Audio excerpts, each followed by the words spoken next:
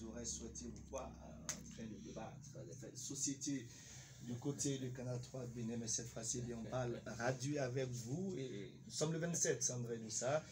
Et ce 27 décembre, le chef de l'État s'adresse. C'est une tradition désormais, tout le monde la connaît bien évidemment. Vous attendez à quoi concrètement? Effectivement, Patrice Talon va se livrer à ce message sur l'état de la nation. Ça va être l'avant-dernier message de Patrice Talon si entre-temps il avisait dans le sens donc d'un mandat unique. Ce serait son avant-dernier message sur l'état de la nation. Nous n'en sommes pas encore là.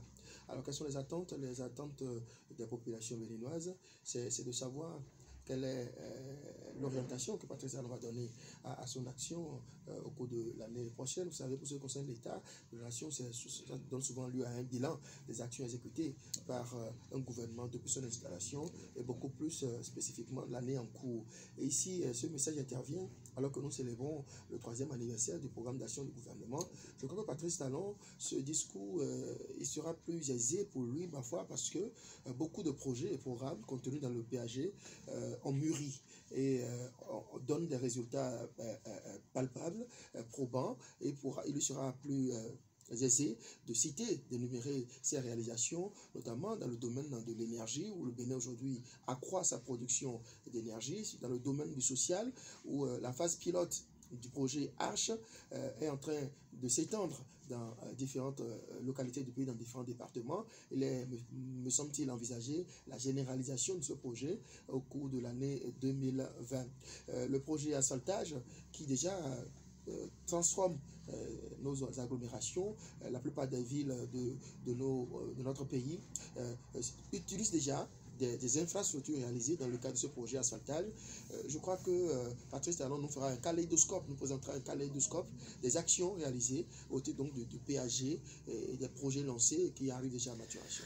Et voilà, je vous ferai une autre question tout à l'heure, puisque là vous abordez le volet infrastructure, bien évidemment vous avez parlé également de l'énergie. Vous me direz tout à l'heure ce qui a impacté le palier de la ménagère, parce que oui, quand on parle de bilan, c'est bien ce qui intéresse les populations. Madame Yambossou, c'est pour ce soir le message du chef d'État sur l'état de la nation. Oui, pour tout à l'heure, parce qu'il sera à l'hémicycle, nous allons dire autour de midi pour faire un message sur l'état de la nation. Ce sera la 4e fois pour Patrice Talon, qui nous a habitués depuis 2016 à des discours assez concis, précis et clairs. Je ne m'attends pas forcément à ce que Patrice Talon vienne nous dire aujourd'hui ce que le ministre d'État, Blaise Diagne, a dit dans une émission de plus d'1h30 environ. Je m'attends simplement à ce qu'il vienne faire plutôt un point des mobilisations de ressources. Qu'il vienne nous dire, comme André l'a dit également, l'orientation qu'il compte donner à ces actions pour l'année 2020. Et en termes d'orientation, quand vous avez suivi tout à l'heure la grogne des auditeurs de Fraternité FM, vous vous rendez compte qu'ils se plaignent. Ils se plaignent de plusieurs sujets. L'insécurité. Ils se plaignent de l'éclairage public, parce que l'éclairage public qui n'existe pas crée certains couloirs pour l'insécurité. Ils se plaignent de beaucoup d'autres choses. L'accès à l'eau potable. Est-ce que, parce que pour quelqu'un qui est à Cotonou, quelqu'un qui est à Parakou, les préoccupations ne sont pas les mêmes. D'accord? Et donc, oui, il y a les grands travaux qui sont déjà exécutés sur ce plan. André l'a dit, inutile de revenir là-dessus. Il y a des actes qui sont palpables. Inutile de revenir sur ces actes-là, mais c'est de nous dire ce qu'on fait pour que les populations qui sont dans les fins fonds du Bénin, dans le Bénin profond, se sentent appartenir également à ce gouvernement, parce que quand le gouvernement ne fait rien pour soulager ces populations-là, ces populations, quand ils se voient après obligées de payer des impôts, elles sont braquées. Et donc, je pense que tout doit aller dans ce sens. On attend Patrice Talon sur plusieurs sujets, l'eau potable, la lumière pour tous, les grands travaux, mais les pistes aussi. Parce que quand vous voulez circuler, par exemple, d'une région à une autre où il n'y a pas de bitume, il faut là que les pistes soient réflexionnées, soient adaptées. Et donc, voilà autant de sujets sur lesquels... Oui, c'est un message sur l'état de la nation, André, et puis Madame Yambossou, quand on parle d'état de la nation. Est-ce que vous avez l'impression, André, quand vous avez entendu les grognards ce matin, notamment ceux qui ont abordé le volet radiation des enseignants, est-ce que vous avez l'impression que l'État se porte bien? Oui, vous voyez, la récurrence de ce sujet, radiation des enseignants, dans la grouille matinale témoigne bien de ce que ça préoccupe la population. Et je ne vous apprendrai rien en disant que l'une des difficultés du gouvernement Patrice Talon en ce moment, et qui a eu cette acuité au cours de l'année 2019, c'est la question des enseignants. Le Bénin a un gros problème avec les enseignants, la pénurie des enseignants. Et parmi les mesures que le gouvernement met en place pour justement résorber cette difficulté-là, on observe qu'il y a un petit étirement. Vous voyez, c'est-à-dire quoi? Ça paraît quand même assez curieux que l'on radie les enseignants pendant qu'on en a suffisamment besoin.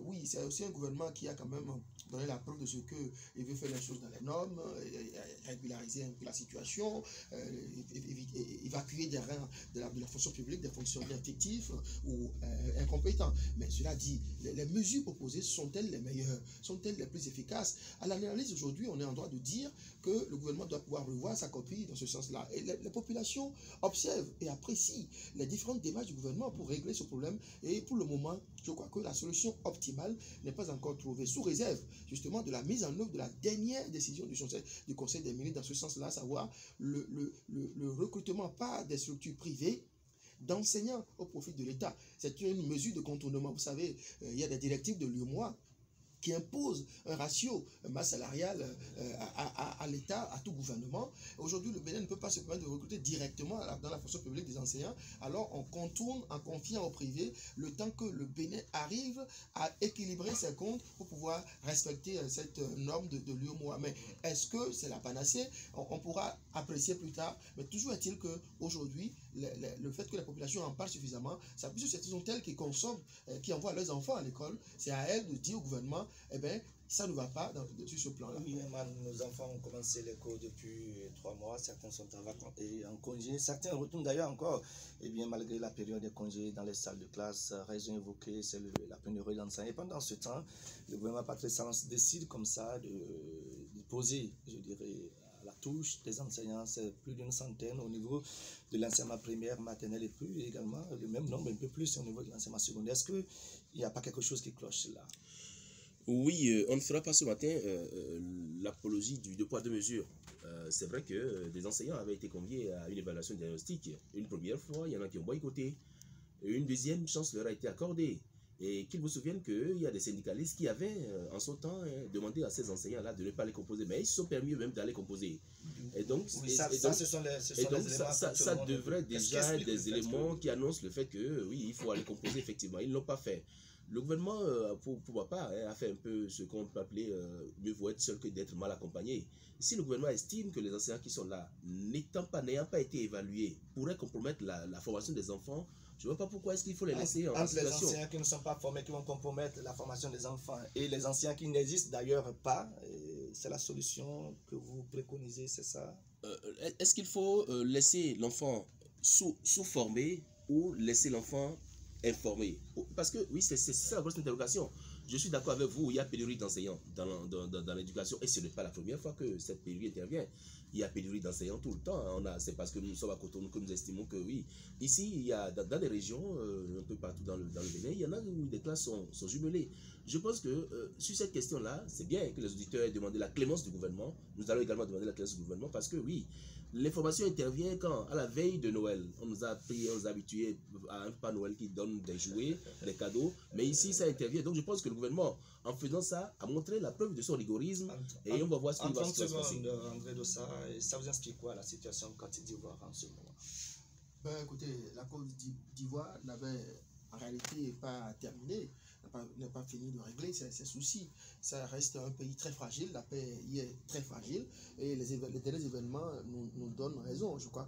J'espère que le président Ouattara saura vraiment gérer la situation pour qu'on ne nous donne pas encore à revivre les jeux de... Voilà, Emmanuel Niam, j'aurais bien voulu que vous passiez 5 secondes sur la question en Côte d'Ivoire. Non, on attend de voir ce que ça va donner.